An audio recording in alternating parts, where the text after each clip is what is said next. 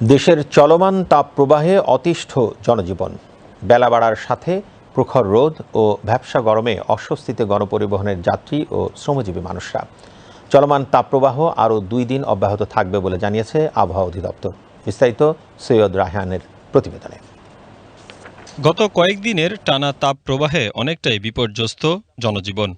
গরমের তীব্রতা বাড়ায় হাঁসফাঁস পরিস্থিতি নগরবাসীর। কোথাও যেতে পারছি না, গরমে খুবই অস্থিরতা লাগতেছে, সবাই দেখা যাচ্ছে যে অসুস্থ হয়ে পড়তেছে। এখন হসপিটাল থেকে বের হয়েছি, দেখা যাচ্ছে পানির পিপাসা লাগছে, ডাব খেতে হচ্ছে।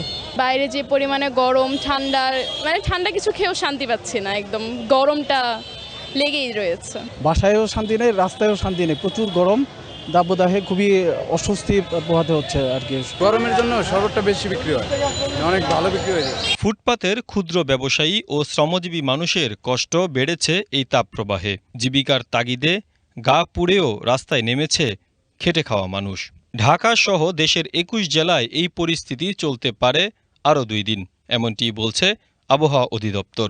সারা দেশের তাপমাত্রা উঠানামা করছে 34 থেকে 38 ডিগ্রি সেলসিয়াসে। খুলনা বিভাগ সহ ঢাকা, ফরিদপুর, মাদারীপুর, রাজশাহী, পাবনা, সিরাজগঞ্জ, ফেনী, লক্ষ্মীপুর, রাঙামাটি, বান্দরবান, পটুয়াখালী এইসব অঞ্চলের উপর দিয়ে মৃদু থেকে মাঝারি ধরনের তাপপ্রবাহ বয়ে যাচ্ছে এবং তা আরও 1 থেকে 2 দিন অব্যাহত থাকতে পারে।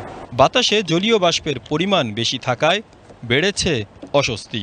তবে স্বস্তির খবর, আগামী 28 এপ্রিল থেকে দেশের উত্তরাঞ্চলে বজ্রসহ ভারী বৃষ্টিপাতের সম্ভাবনা রয়েছে। পর্যায়ক্রমে সারা দেশেই বৃষ্টিপাত হবে বলে জানায় আবহাওয়া অফিস।